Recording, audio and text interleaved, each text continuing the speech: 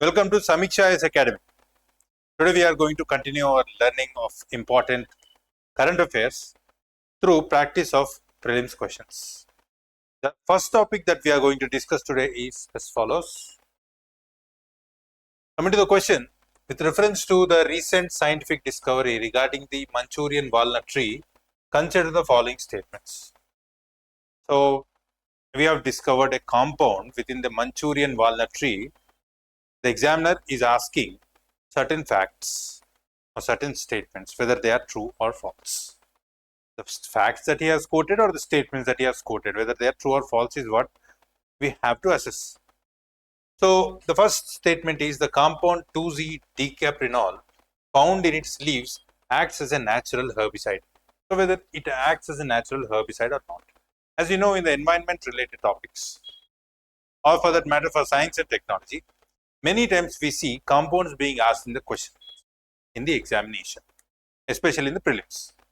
So certain times it becomes important for us to focus on certain compounds which have applications, right? It has applications, so that is why we have tried to give you this question. So he's asking whether it is a natural herbicide or not. The second statement is decaprenol is less potent than juglone, so it is one other compound. Both are related. So he's asking which compound is more potent. So he's asking whether 2Z-decaprenol is less potent than juglone, an allelopathic chemical present in the walnut species. So this too is present in the walnut species. The third statement that he mentioned is decaprenol disrupts the root development of weeds. So if you see the case of the third one and the first one, here he is arguing that it is a natural herbicide. Not arguing, he is quoting that it is a natural herbicide. Whereas in the third point, the third statement is arguing that it disrupts the root development. So if it disturbs the root development of herbs, it is nothing but it is a herbicide. So both go along with each other. So in this way, you could select both. Either select both or you have to reject both, right? So if you see the options, you could directly click it to be either C, right? Or no other option. So answer will be C. So in this way, you could select the options without knowing the second statement itself. So by default or consequence of it, you could say that second statement is false, that is decaprenol is more potent than juglone. Now let us try to find it in the answer. So this is just a representation of the walnut tree, that is Manchurian walnut tree, just for the sake of remembrance, and let us try to find about it. So in the recent context itself, the context itself is recently, we have found a decaprenol, that is 2Z-decaprenol, a compound in Manchurian tree itself, in Manchurian walnut tree. What we have found is it is more potent than juglone. Juglone, it too is a herbicide. Juglone is also a herbicide. But what we have found is this 2Z-decaprenol is more potent in the sense it acts as a better herbicide when compared to juglone. So as you know, we are trying to move towards organic farming. Now this is a better way to use organically produced chemicals which have the applications in agriculture. So in this way, you could apply it in agriculture itself and try to control the growth of the weeds and herbs. So it acts as a better herbicide, right? Herbicide, thus killing the weeds. Weeds, as you know, are problematic in the sense they impede the growth of the crop that we are trying to grow in agricultural farms, right?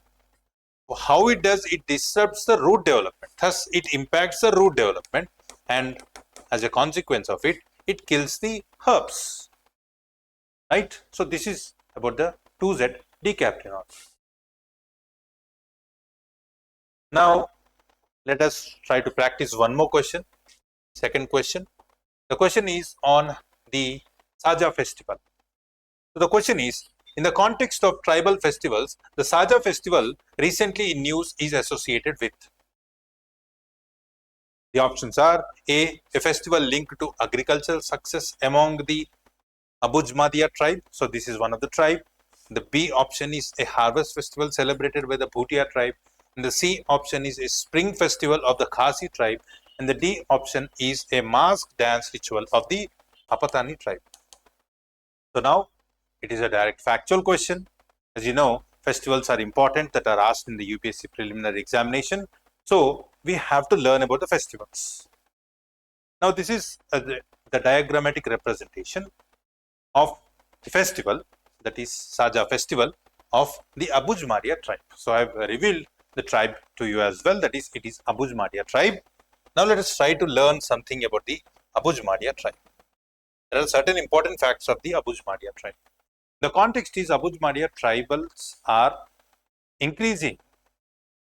Abuj Maria tribals are increasingly participating in the Olympics.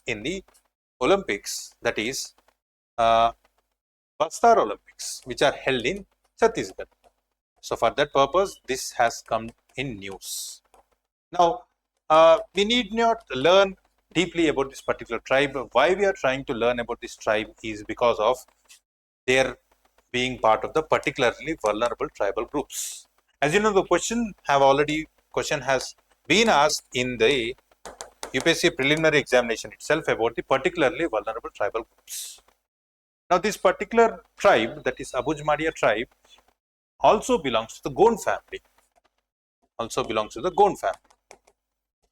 Now, why this particular tribe has been included in the Abuj Maria tribe is on account of certain traits that are used by certain tribes are used as a criterion by the government of India to assess whether a particular tribe is particularly vulnerable or not.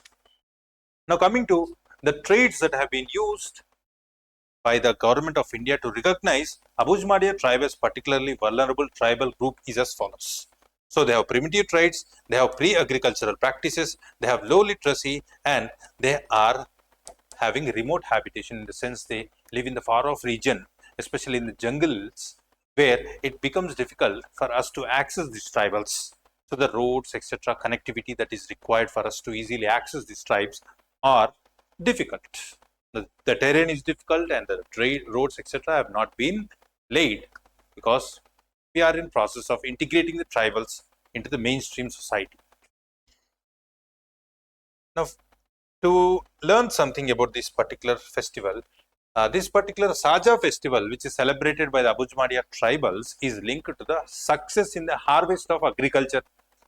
As you know, in many cases, what we find in festivals among almost all sections of the society is their festival is in turn linked to the harvest of the agriculture.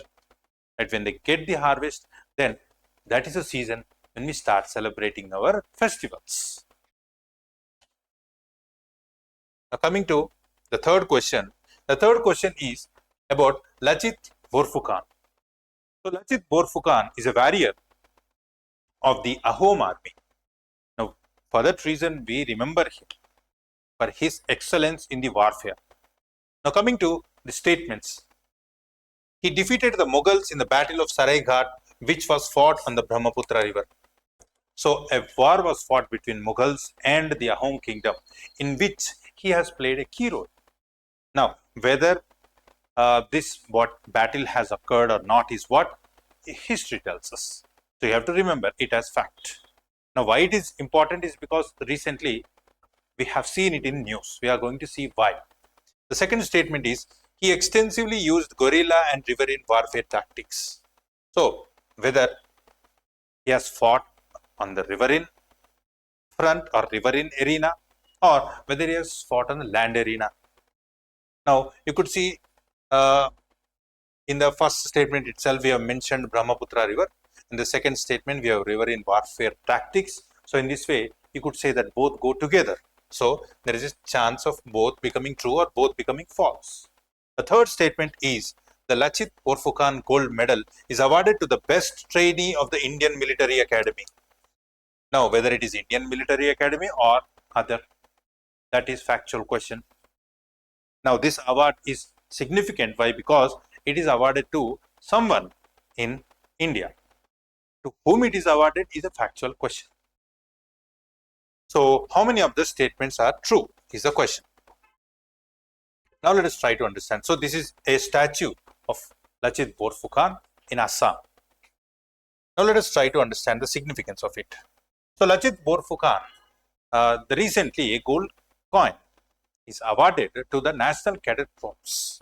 National Cadet Corps. So obviously the third statement is false because it is not awarded to Indian Military Academy trainees. It is awarded to National Cadet Corps. Right? The best in NDA cadet, NDA cadet. It is not NCC, it is NDA cadet. That is National Defense Academy cadet. Right? National Defense Academy cadet. Not IMA, that is Indian Maritime Academy. Now these are academies established by our defense forces to select the officers for our defense forces. Now, so Lachit Borphukan is a general of Ahom kingdom. And you could see the key role played by the Ahom kingdom's general Lachit Borphukan in one of the important battles, which is referred to as Battle of Saraighat. It is referred as Battle of Saraighat because of the terrain on which this was fought. It was fought in the year 1671. Now, why this particular battle was of importance? The importance for the battle lies in the military success of Lachit Borphukan's army. Of course, he is not a king. He is the general, but he has played a key role. He has utilized his guerrilla as well as tactics on the waterfront, and thus he was able to defeat the army. So, Mughal army was defeated on the Brahmaputra river, ultimately leading to the success or the winning of Assam kingdom, or nothing but Ahom kingdom, right? So Ahom was victorious and it was Mughals which were defeated in this particular battle. So here you could see the excellence of naval warfare and thus the victory of Ahom kingdom. So the fourth question that we are going to deal is about a compound, a chemical, which is utilized as a food, which is utilized in food for color. So you know that we use various coloring agents to give appealing look to the food, which is one of the coloring agent, that is aromin O. You know that many of the food colors are given a go ahead, in the sense they are given permission to be added in the food, but there are certain compounds which are excluded because they have certain carcinogenic properties or they might have negative impacts on our health. So coming to the question with reference to aromin O, consider the following statements. The first statement is, it is permitted for use as a food color under the Food Safety and Standards Authority of India rules, whether it is permitted or not. The second statement is, it is used as a fluorescent stain for detecting Mycobacterium tuberculosis. Third statement is, it is classified as possibly carcinogenic to humans by the International Agency for Research Center, that is IARC. Now remember, here we are saying that it is permitted in the case of India. Here in the third statement we are saying that it is carcinogenic by IARC. If that is the case, then any one of the statements has the greater chance of becoming true, right? So either this is true and this is false, or either this is true, this is false. So in this way we could see that both of them cannot go together in most of the cases. The second is purely factual basis, factual answer. We have to know the fact, then only we could be certain of it being true or if it or it being false. Now let us try to find the solution of it. So we have given a diagrammatic representation whether this is permitted in the case of India or not. So if you see the case, it is banned in food by FSSAI. So there is no allowance, no permissible limit for addition of this aromin O substance in our food for giving it color. So this will make you remember about aromin O. Now, why we are trying to understand it? Because though it is banned in India, recently we have found the levels of aromin O in our food. This despite the fact that FSSAI has banned it. So this is obviously an issue that we have to ponder upon. So despite having these regulations, industries are violating them. And we have already seen that it is carcinogenic. We are going to learn that it is carcinogenic. And this has been stated by IARC. IARC argued, or IARC has given a report that this particular substance is carcinogenic. Right? So, you could say that only two statements are true. That two and three only. Now, this is a synthetic yellow industrial dye. It is chemically produced. We need not go into the formula regarding how it is chemically produced and why it is not allowed. We have already seen, and it is not allowed in almost all countries, including India, EU, US. Right? Now, coming to the last question, that is fifth question, with reference to highly guppy volcano, consider the following statement. As we know, recently we have seen the busting out of volcano, highly guppy. So for that purpose, this particular understanding of highly guppy volcano is important, where it is situated and whether it is an active volcano or passive volcano, etc. and etc. You have to learn a greater deal about it, whether it is situated in the Rift Valley, whether it is situated in the divergent plate boundaries or convergent plate boundaries. Now let us try to understand the statements. The first statement is, it is located in the Afar region within the East African Rift. So for that purpose, we have to look into the map where this particular volcano is situated. The second statement is, it lies on convergent boundary between the African and Arabian plates. So there are two plates, that is African and Arabian plates, and where they are situated, whether they are converging, right, whether they are converging or whether they are diverging. Right? Whether they are converging or whether they are diverging plates. For that, we have to learn about geography of this particular region. The third statement is, it is a shield volcano predominantly composed of basaltic lava. Right? You know, there are different types of volcanic mountains. So this is one type of mountain. So whether this particular mountain is shield volcano or others. Now, which of the statements given above are correct? Now, you will see that both 1 and 3 are correct, because it is not found in convergent plate boundaries, it is found in divergent plate boundaries. So, let us firstly try to understand it through the map itself. So, this is a photo to show you how this particular volcano has become active recently, leading to the flow of lava. Right? We could see the image flow of lava. At the same time, we could also see certain gases that are pumped out of this particular volcano. You could see the images, you could see how many of the different types of gases that are erupted on the account of eruption of the lava. At the same time, the lava material we already referred to as basaltic lava, to give you in the statements that we have mentioned in the arguments. Now, if you see the case of the map, it is present in Eastern African region. We already discovered, we have already seen it in the statements itself while giving you the question itself. Right? It is present in the eastern part of Africa, and we could see here it is African plate, whereas this is Arabian plate. And what we have found is, it is divergent plate boundaries. These are divergent plate boundaries. So in this way, we could solve this particular question. Now this is about the practice questions of today. Let us meet in the next session. Thank you.